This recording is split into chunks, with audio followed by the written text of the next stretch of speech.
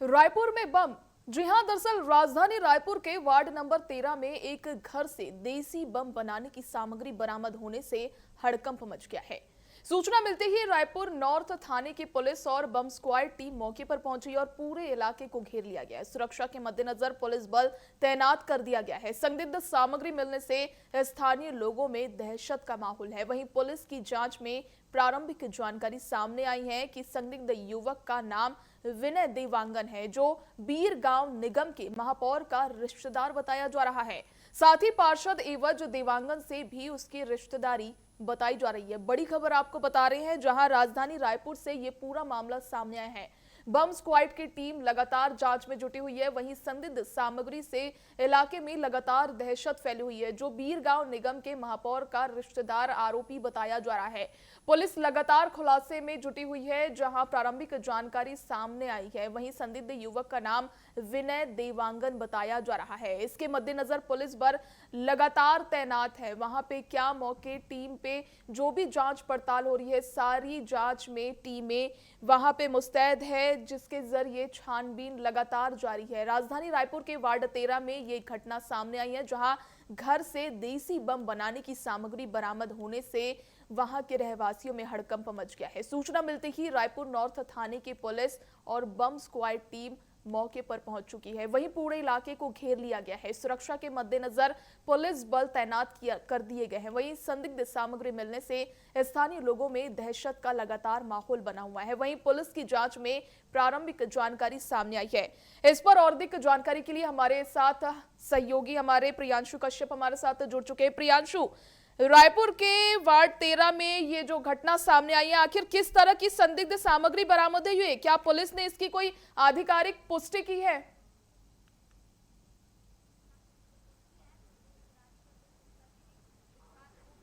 बिल्कुल, देखिए रायपुर के रावण भाटा स्थित एक मकान है। पुष्पा साहू नाम की जो महिला है, वहां पर जो ये मकान है, इसी घर में जो है बम मिलने की सूचना मिली थी। चूंकि जो पुष्पा साहू नामक जो महिला है, उनको एक विनय देवांगन नामक जो व्यक्ति था, जिनकी पहले भी जान पहचान थी जमीन के कामकाज को लेकर, वह उनके घर आता है और एक बैग देकर कहता है कि इसे संभाल कर रखिए। लेकिन जब पुष्पा साहू को बैग पकड़ते ही उनको ये शक होता है कि बैग में कुछ संदिग्ध चीजें भी हो सकती हैं।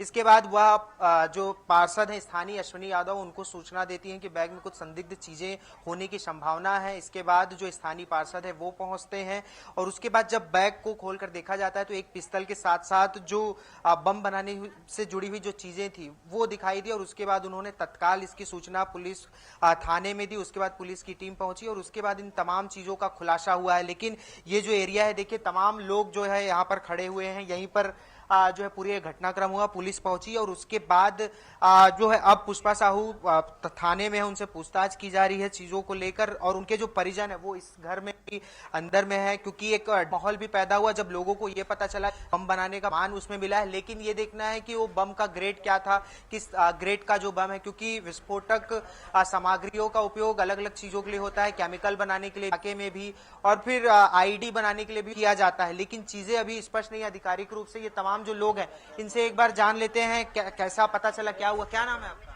योगेंद्र साहू।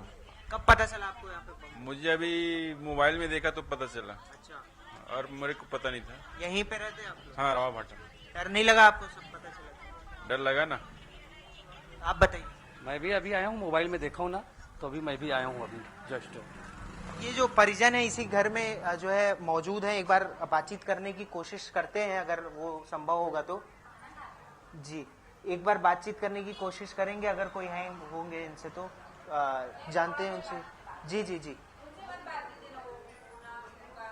जी जी, वो उनका कहना है कि देखिए खाना खा रहे हैं उन लोग अभी, और उनका काफी मन व्यथित भी है, क्योंकि दिक्कत है उनको जिस तरीके से घर में बम मिलना, और अगर कहीं वो कोई अंदेशा हो जाता, अगर वो बम फटता तो कितनी दिक्कतें होती, कितनी जाने जा सकती थी।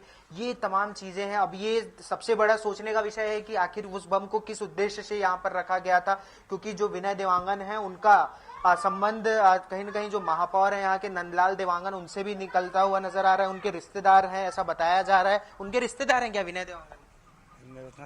जानकारी नहीं आपको? इनको जानकारी नहीं, लेकिन बताया जा रहा है कि उनके रिश्तेदार हैं जो वर्तमान में महापौर हैं इस पूरे विरगांव महापौर के, तो ये एक बड़ा कनेक्शन भी निकल सकता है, क्योंकि जिस तरीके से महापौर से उनका संबंध है। अब पुलिस आगे जांच कर रही है कि क्या कुछ चीजें निकलती हैं, किस पर्पस से जो है उस बम का उपयोग किया जाना था, क्या उद्देश्य था इसका, कि या फिर कोई बड़ा धमाका करने की तैयारी थी, या फिर तमाम ऐसे सवाल हैं जो अभी परेशान कर रहे हैं लोगों को। लेकिन जो है अभी आगे जांच के बाद स्पष्ट होगा कि क्या कुछ चीजें निकलकर सामने आती है। बिल्कुल प्रियांशु, ये जो घटना सामने आई है इसमें जो सामग्री बरामद की गई है, शुरुआती जांच में क्या सामने आया? क्या कोई संदिग्ध आरोपी को हिरासत में लिया गया है अभी कोई आरोपी को? देखिए, जिनका मकान है पुष्पा साहू, उनको पुलिस अपने साथ लेकर गई है और विनय देवांगन से भी जो है खोजबीन की जा रही है, उनको भी पूछताछ की जाएगी, क्योंकि जिस तरीके से उनको ये कहा गया था कि एक सामान है और इसको संभाल कर रखना है, लेकिन उसके बाद जब बैग खोला जाता है तो जिस तरीके से जो एक्सप्लोजिव चीजें निकलती हैं, गन मिलता है, तो ये तमाम ऐसे चीजें हैं जो बेहद खतरनाक साबित हो सकती थी। अगर कोई घटना घटती तो इसमें निश्चित रूप से कोई बड़ी अप्रिय घटना भी घटित हो सकती थी, लेकिन फिलहाल ऐसा कुछ भी नहीं हुआ। लेकिन पूरे सवाल हैं ऐसे हैं जो लगातार लोगों को परेशान कर रहे हैं, पूछताछ की जा रही है और उसके बाद चीजें स्पष्ट हो पाएंगी। बिल्कुल प्रियांशु, इलाके में लगातार दहशत का माहौल है, क्योंकि ऐसा मामला मोहल्ले से उठ के सामने आया। ऐसे में सुरक्षा व्यवस्था को लेकर पुलिस ने क्या कुछ इंतजाम किए हैं वहां पे?